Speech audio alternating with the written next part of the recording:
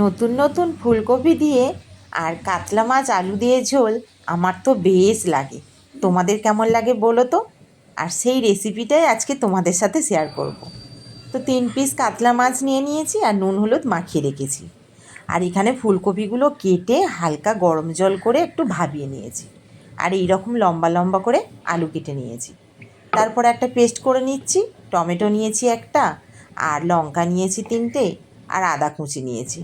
দেখো 3 পিস মাছ আর 3টে লঙ্কা। তো যাই হোক, পেস্টটা আমি করে নিই। তো পেস্ট আমার কমপ্লিট। তো চলো, ওইদিকে আমার কড়ার তেল গরম হয়ে গিয়েছে। তো এই দেখো মাছগুলোও ভেজে নিচ্ছি।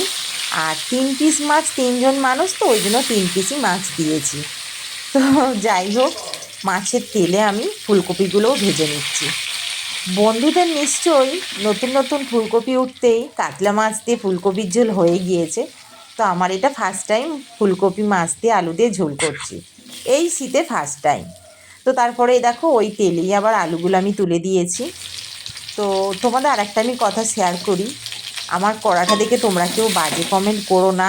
কড়াটা এতটাই পুড়ে গিয়েছে, আমি পোড়াটা তুলতে আর পারিনি।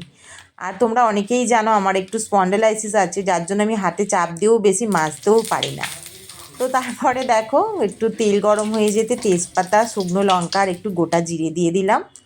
তো ওগুলো একটু লাল লাল হয়ে যেতে আমি যে পেস্টটা করেছিলাম ওতে লঙ্কা, হলুদ আর গুঁড়ো জিরে দিয়ে পেস্ট করে, আর আমার আগে থেকেই সবসময় গরম জল করা থাকে, তো সেই জল দিয়েই ভালো করে মশলাটাকে কষে নিচ্ছি।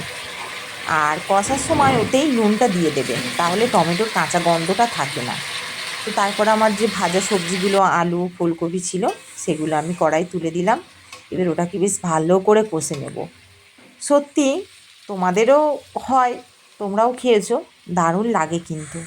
নতুন নতুন ফুলকপি উঠলে মাছ দিয়ে আলু দিয়ে ঝোল খেতে বেশ লাগে। তাও আবার কাতলা মাছের স্বাদটা একটু আলাদাই ছিল। তো টকবক করে দেখো ফুটছে, আর আলুগুলোও সেদ্ধ হয়ে গিয়েছে। আর ফুলকপি যেহেতু আমি একটু ভাবিয়ে নিয়েছিলাম, তার জন্য ফুলকপিটাও তাড়াতাড়ি সিদ্ধ হয়ে গিয়েছে। তো মাছ 3 পিস তুলে দিলাম, দিয়ে একটু আমি ফুটিয়ে নিচ্ছি। তো ফোটানোর পরে এই দেখো পুরো একদম আমার রেডি।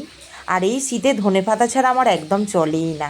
চিকেন বলো, ডিম কষা বলো, মাছের ঝাল বলো, আমি সবটাতেই ধনেপাতাটা দিয়ে থাকি। তো যাই হোক, রেসিপিটা কেমন লাগলো অবশ্যই জানিও।